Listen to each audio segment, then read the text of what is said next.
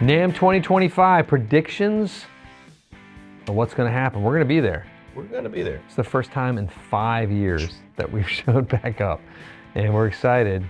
It's supposed to be pretty fun. I think they're getting their party shoes on. Yes. So we're going to break down all the manufacturers, what we sort of are anticipating, hoping for, fingers crossed a little bit. The manufacturers that, not just what we deal with, some of the other ones that are sort of the ones we like and think are cool. Yeah. And like what we think the NAMM show is going to be like in general. Are you excited to go? I'm excited. I'm kind of excited. And also, if you like our channel, we're going to be doing lots of content at NAMM. If there's anything you want to see, just like fire out and let us know. Let us know. Let us know. So it's going to be a different NAMM. Yes. We know overall. I'm going to sort of like this conclusions up front in some ways. It's going to be different. There's going to be less giant showrooms. Right. The big three ain't doing showrooms at all. The electric guitar things. I think of the big acoustics, there's not many either. So it's going to be like lots of dealer meeting rooms and we're predicting that. We sort of predicted that, and that's sort of the confirmation we're getting. We keep hoping they're going to change. But bam!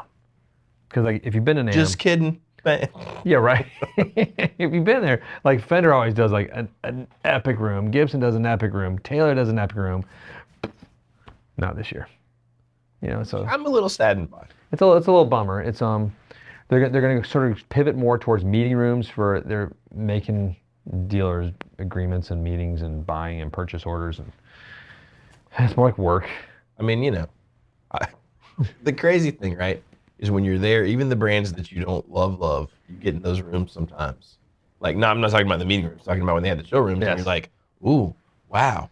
These new guilds are great. Yeah, I mean, if you haven't, I think D'Angelico is still going to like throw hard out. So like, I'll start with D'Angelico. They always have one of the best showrooms of NAMM, hands down. Bob Weir stops by and stuff, has a special show usually, and they just look great. And they get you all hot and bothered for that. They're going to have the private meeting rooms in the back again. I suspect that's the same. So I'm just wondering with the big ones. I mean, I guess they're assuming that they don't need to get you all fired up. That you just gonna order everything. I think this is a foot in the water type thing, seeing like we're gonna see how this successful is for them, and if it's not, they're gonna pull out entirely. If it's successful, they're gonna push more back in and invest heavier. That's my guess. We'll see. Okay, so let's start with Gibson here for a minute. Appointment only meeting room is sort of what we're hearing right now, and some wild Les Pauls coming out. Maybe an affordable Jimmy Page double neck. That's what I've been asking for. Just give me, something affordable like $8,000 or $9,000. For the everyman. Well, it's just like the video game industry too. You got in the movie industry. All the big releases have happened right now in Q4. Like a lot, they just did their Studio 2 version 2.0 just came out, and some people are like, "Yay!" Some people are like, "I'm sort of pissed. I just bought the Studio. Why'd you do this?" But so we're gonna see some more zany stuff there. But it's, again, not the big showroom. Ibanez coming in next hard. They're trying to do a pretty big splash, I think. Steve Vai. Some new stuff going to be performing, I hope. Tim Henson, some definitely new stuff going to be performing his Japanese-made signature model. We got Josh Smith with his humbucker T-style type thing coming in to get that non-metal world. You gotta hang in there with Joe on those, just taking his solos, Yeah, got somehow. And listen, if you hadn't seen Josh Smith with Joe Bonamassa, it's pretty darn good. It's pretty impressive. The fact that he can hang in with Joe is pretty impressive.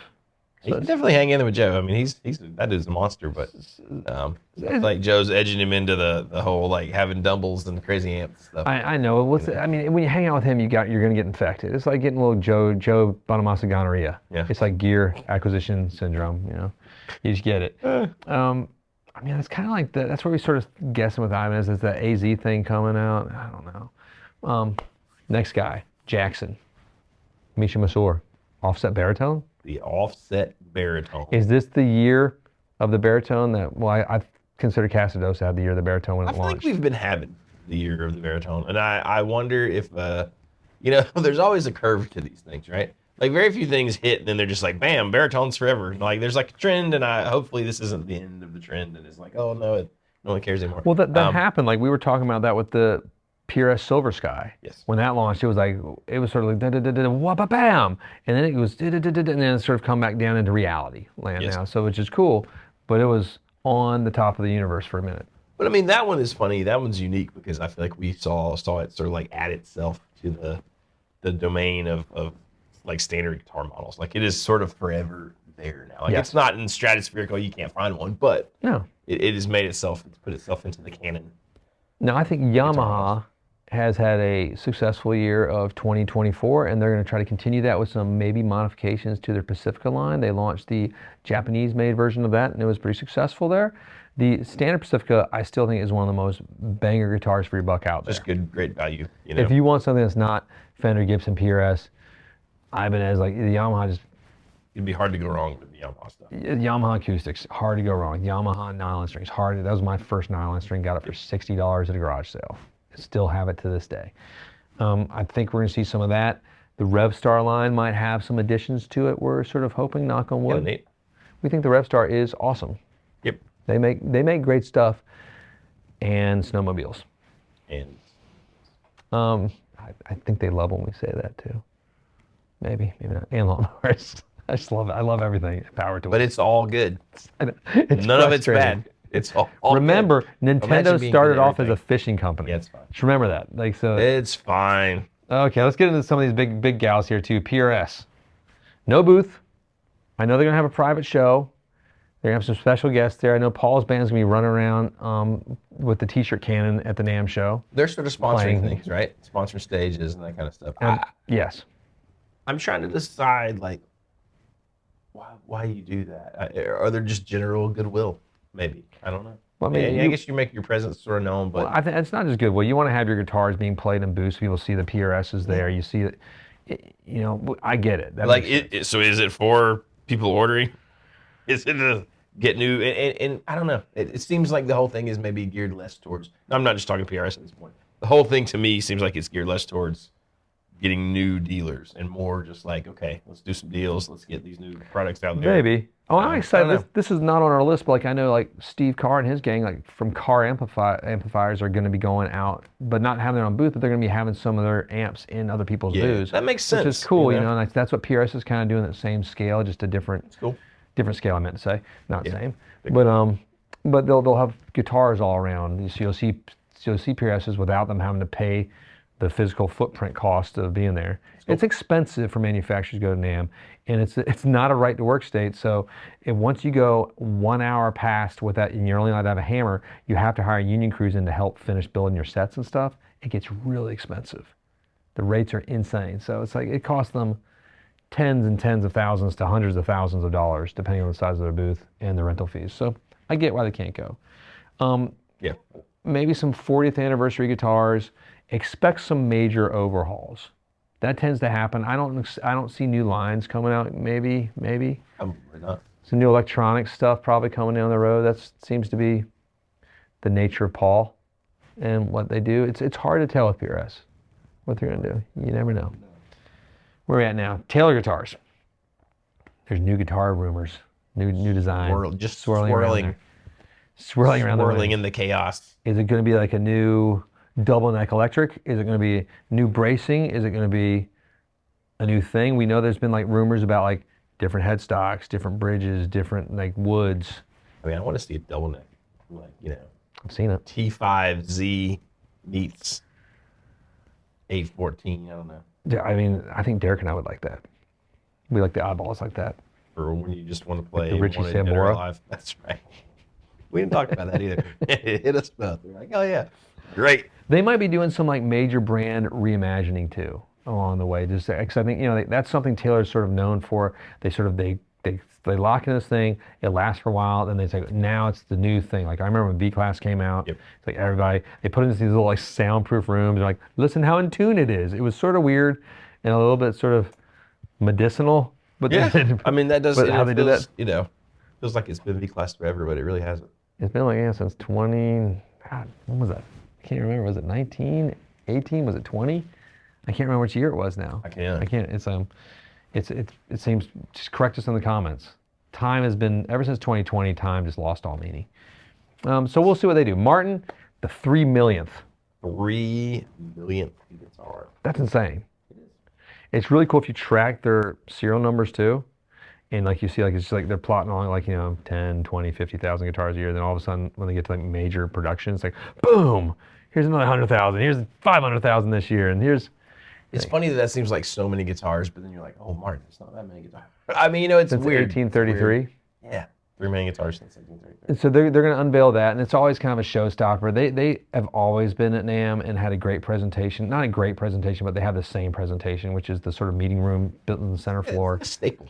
And I mean, I wish they would do even bigger, but it's cool. I think they've stayed the same. Yeah. It's exciting. I think we're going to see that.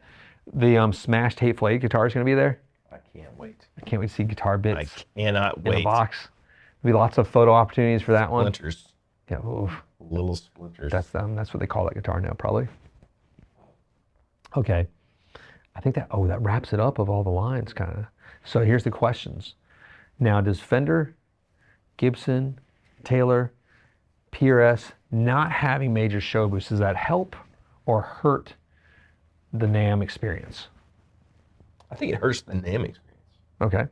Just because I think I don't know. There used to always be this wow factor to going to NAMM. You know what I mean? Now, I think there was a tipping point where a lot of people complained that okay, now it's just these giant public days and right. business is getting done. So there is obviously a balance, but in the long haul, it seems like it hurts the the tradition and the vibe. I'm gonna agree with that. You know, I like the idea of like being like Thursday and Friday is closed to public, yep. and you can get all your work done, and then it opens like let the floodgates open Saturday and Sunday, and God bless if you can survive that, make it through NAMM tracks. It's tricky. I'm gonna be curious to see what the manufacturers do after this NAMM. Do you think, we talked about this before, do you think it gives some of those smaller companies a chance to sort of like shine? Or does it hurt them because people aren't coming to see Fender and Gibson and they don't have eyes on I'm going to go with the optimist route, and I think it helps them. Okay. I think we've already discussed as a YouTube creating like group, we're going to be sort of hungry for some fun new stuff. Because Fender and Gibson and Taylor aren't going to have their cool booths where we go and walk the booths and see all the cool stuff. We're not going to do that. That's not going to be part of our content trail at all for this trip, and we're going to go find cool new wacky stuff. And I can't. In the basement. Yes, Hall E is the best.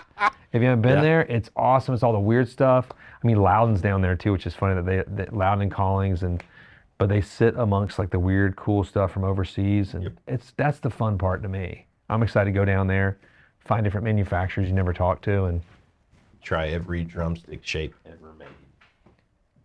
God, that's all. They keep that sort of way on the main floor, way over usually. Like they're sort of because its drums are loud. It's just gonna be me with a 5A and a 5B. I know. I think it'll be awesome. So again, like if you watch this channel and you're looking to see something that just let us know what you think. We're putting our idea list together right now, our little Christmas wish list for NAMM 2025. So you got any more? Wrap it, Bronco. Wrap it. Click like, subscribe. Bell. Thanks a bunch for joining us. Let us know your thoughts, what you want to see again, what you're excited about. If you're excited, is NAMM a thing or is NAMM dead? Zero excited. I mean, I'm kind of excited because it's been so long. It's just fun to go. See our friends and party. See all these strange bands. I'm leaving though. Let us know. We're going to see you guys soon. Peace be with you.